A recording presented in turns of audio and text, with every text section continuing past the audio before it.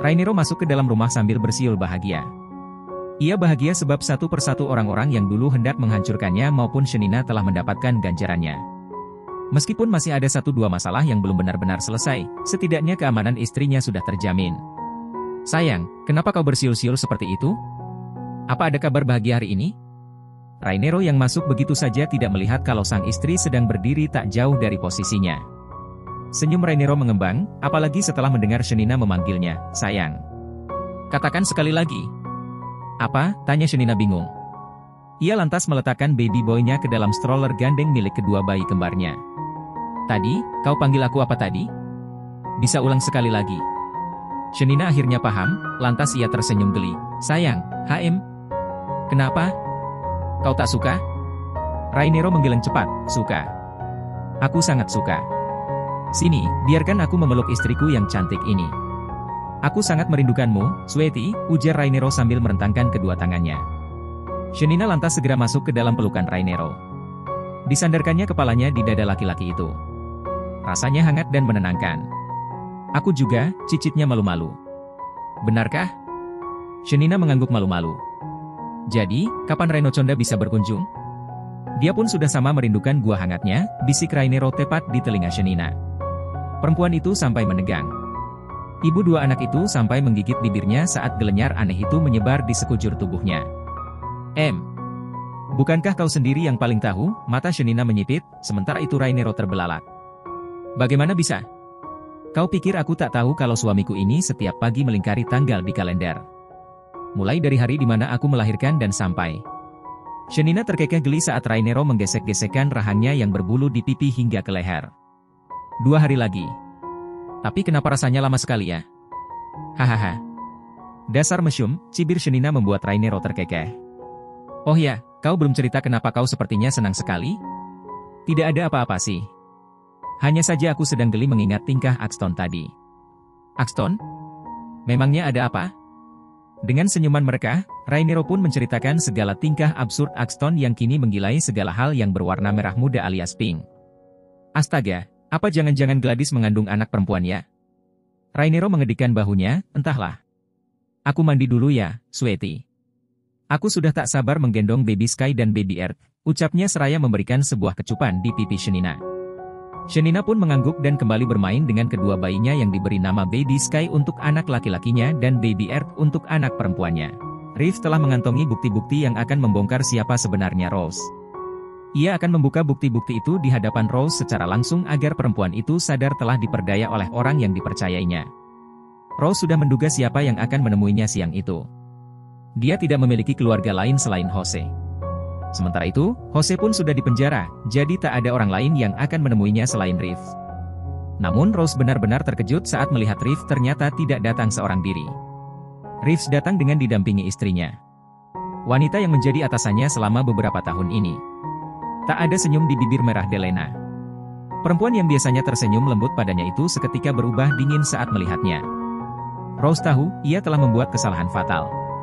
Ia telah membuat wanita itu dan menantunya nyaris kehilangan nyawa karena mengira kalau dirinya adalah putri dari Reeves. Ia mengira, karena Delena lah ibunya dibuang sehingga harus membesarkan anaknya seorang diri. Dia bermaksud untuk membalaskan dendam dirinya dan ibunya. Namun nyatanya, ia bukanlah putri Reeves. Tapi yang jadi pertanyaan, putri siapa sebenarnya dirinya? Dan kenapa pamannya tega menipu dirinya? Saya yakin kau tahu maksud dan tujuan kedatangan kami kemari. Oleh sebab itu, saya tak akan membuang waktu kami lebih banyak. Kami hanya akan mengantarkan ini. Di sini, kau akan menemukan kebenaran siapa dirimu sebenarnya. Delena lantas menyodorkan sebuah amplop ke arah Rose. Setelah itu, Delena dan Reeves pun segera beranjak dari tempat duduknya. Mereka pun segera berlalu begitu saja meninggalkan Rose dengan rasa penasaran yang kian membuncah. Katakan, apa maksud dan tujuanmu memperdaya Rose dan mengatakan kalau aku adalah ayahnya, tuntut Reeves dengan wajah datarnya. Bukannya takut, Jose justru menyilangkan kedua tangannya di depan dada. Kemudian ia terkekeh, apa maksudmu? Aku memperdaya Rose? Kau tidak mau mengakui anakmu sendiri, balas Jose tersenyum sinis. Kini giliran Reeves yang terkekeh, anakku? Sejak kapan aku memiliki anak dengan Levin? Tanya Reeves dengan satu alis menukik tajam. Kau memang pria kejam, bahkan anak sendiri pun tidak kau akui. Sungguh bodoh Levin mencintai laki-laki brengsek seperti, ucapnya sedikit terbata. Namun sebisa mungkin ia bersikap seolah dirinya paling benar. Sudahlah. Berhenti bermain-main. Kau tahu bukan, aku bukan ayahnya. Kau menipunya dengan hasil tes DNA dia dengan ayah biologisnya. Seolah-olah aku benar ayah kandungnya, ucap Reeves tegas. Lalu ia melemparkan hasil tes DNA ia dan Rose beberapa waktu yang lalu. Itu hasil tes DNA yang asli. Sekarang kau mau apa? Kau masih ingin berbohong, sergah Reeves dengan rahang mengeras. Ini. Kau pasti sudah merekayasa hasil tes DNA ini. Kau tidak bisa menipuku. Jose masih dengan pendiriannya yang mengatakan kalau Reeves benar-benar ayah dari Rose. Reeves menghela nafas panjang, berhentilah main-main. Jangan pancing kemarahanku atau kau bisa berakhir saat ini juga, sentak Reeves pelan, tapi sorot matanya begitu tajam dan menusuk. Membuat Jose terkesiap. Tak perlu berkilah lagi, aku sudah tahu siapa ayah Rose sebenarnya. Jadi, aku harap bisa mendengar sendiri dari mulutmu mengapa kau sampai melakukan ini? Tiba-tiba rahang Jose pun mengeras. Jadi kau sudah tahu siapa ayah kandung Rose, ujarnya sinis. Wah, ternyata kau memang hebat. Aku tak menyangka kalau kau akan tahu secepat ini. Ya, aku adalah ayah kandung Rose. Dan kenapa kau sampai memperdaya Rose? Karena aku membencimu. Sangat membencimu, ucapnya dengan gemuruh amarah yang membara di netra Jose. Reeves mengerutkan keningnya, kenapa? Apa salahku? Bukankah kita tidak pernah saling mengenal sebelum ini? Ya, memang kita tidak saling mengenal. Aku sebenarnya sepupu Levin dari sebelah ibu. Aku sudah menyukai Levin sejak kecil, bahkan saat remaja hingga dewasa kami pernah menjadi sepasang kekasih. Tapi, kehadiranmu menghancurkan semuanya. Kau, dengan ketampanan dan hartamu yang melimpah membuat Levin tergila-gila padamu. Karena kau, ia memilih meninggalkanku. Bahkan ia rela menggugurkan kandungannya demi bersamamu. Aku membencimu, sangat membencimu. Jelas saja Reeves terkejut dengan pernyataan ini. Lalu ia mengingat usia Rose 2 tahun di atas usia Rainero. Sedangkan ia benar-benar meninggalkan Levin setelah Delena melahirkan Rainero dalam keadaan sekarat. Delena pun baru hamil setelah 1,5 tahun pernikahan mereka. Itu pun bukan karena kesengajaan. Artinya Levin hamil sebelum mereka menikah. Setelah menikah memang Reeves dan Delena tinggal di kota lain atas perintah kedua orang tuanya. Ayahnya menugaskan dirinya mengelola perusahaan cabang di negara tersebut. Selama berpisah, mereka kehilangan komunikasi. Mereka lost kontak. Hingga 6 bulan kemudian, akhirnya ia diizinkan kembali oleh kedua orang tuanya.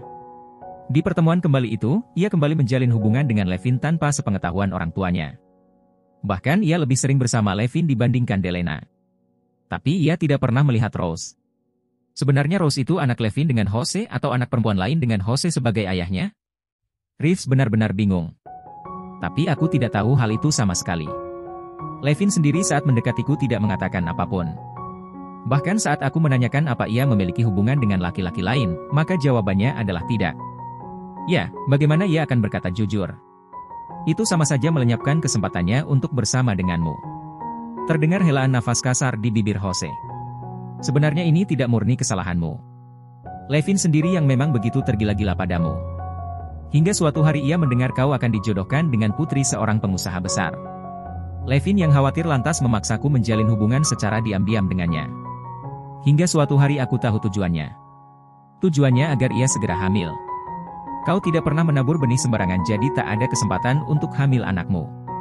Ia memanfaatkanku agar bisa hamil dan meminta pertanggungjawaban darimu. Jose terdiam sejenak. Reeves pun diam. Tapi ia tetap mendengarkan penuturan Jose. Ya, sesuai harapannya, Levin berhasil hamil. Namun saat ia mendapatkan kabar gembira itu, kau justru sulit ditemui. Setiap kali ia mencoba menemui MU selalu saja berakhir kegagalan. Hingga akhirnya ia tahu siapa dalang dari perbuatan itu. Ibumulah yang memerintahkan orang untuk berjaga di sekitarmu. Setelah kau menikah, Levin sekali lagi berusaha menemui MU, tapi ternyata kau telah pergi jauh. Lalu ibumu secara pribadi menemui Levin dan mengancamnya untuk tidak berbuat macam-macam. Ibumu juga tahu mengenai kehamilan Levin yang bukanlah anakmu. Aku yang tidak ingin terjadi sesuatu pada Levin lantas membawanya pergi jauh. Apalagi setelah Rose lahir, kami tampak seperti keluarga yang bahagia. Hingga suatu hari ia mendapat kabar kalau kau kembali. Obsesinya terhadapmu membuatnya memilih meninggalkan kami untuk kembali padamu. Karena itulah aku jadi sangat membencimu. Reeves benar-benar terkejut.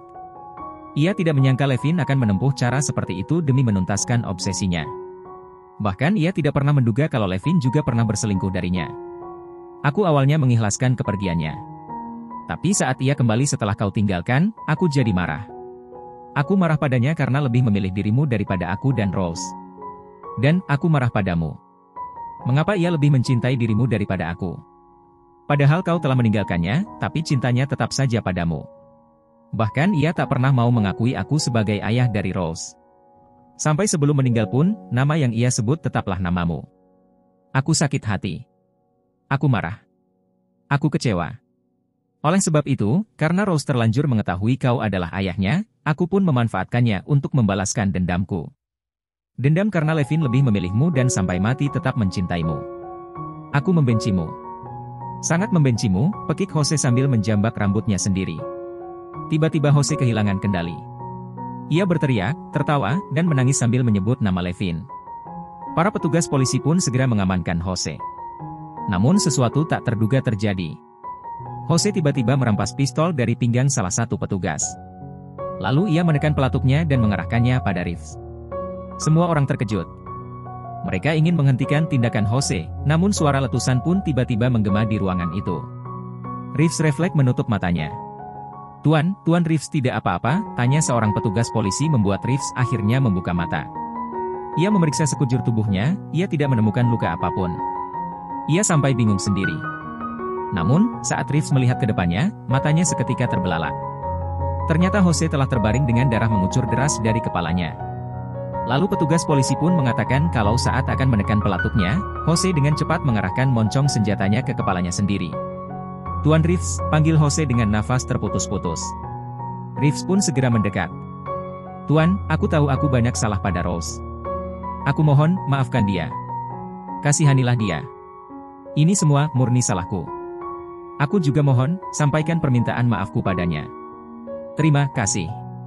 Setelah mengucapkan itu, Jose pun menghembuskan nafas terakhirnya dengan mata terbuka lebar. Reeves shock bukan main. Ia bingung harus mengabulkan permintaan Jose atau tidak. Apalagi perbuatan Rose sudah sungguh sangat keterlaluan. Ia hampir saja melenyapkan nyawa Delena dan Shenina. Reeves juga tak menyangka, kisah masa lalunya bisa berimbas hingga di masa sekarang. Reeves berharap, hal serupa tidak terjadi pada putranya Rainero. Rose menutup voice recorder yang diberikan Reeves. Sebelum menemui Jose, Reeves memang telah mengaktifkan voice recorder untuk merekam percakapan mereka di dalam sana. Rose tergugu setelah mendengar rekaman tersebut. Ia tidak menyangka laki-laki yang ia pikir adalah pamannya adalah ayah kandungnya sendiri. Ia juga tidak menyangka kalau ibunya begitu terobsesi pada Reeves sehingga rela melakukan berbagai cara untuk mendapatkannya. Dan yang lebih tidak ia duga sebelumnya, ternyata laki-laki yang ia kira ayahnya ternyata bukan siapa-siapa dirinya. Bahkan karena kebohongan yang diciptakan ibunya dan Jose membuatnya begitu membenci Reeves dan keluarganya. Hingga akhirnya ia tega mengkhianati Delena dan mencoba mencelakainya juga menantunya. Rose merasa ia adalah manusia paling bodoh sedunia. Bagaimana bisa ia ditipu sedemikian rupa hingga akhirnya nekat melakukan perbuatan yang melanggar hukum. Karena kebodohannya, ia jadi kehilangan kepercayaan Delena, wanita yang memperlakukannya begitu baik. Rose tergugus seorang diri. Ingin marah, tapi pada siapa? Baru saja ia mengetahui fakta kalau Jose adalah ayah kandungnya, tapi laki-laki itu justru memilih mengakhiri hidup. Kini Rose benar-benar sendiri di dunia ini. Ia tidak memiliki siapa-siapa lagi.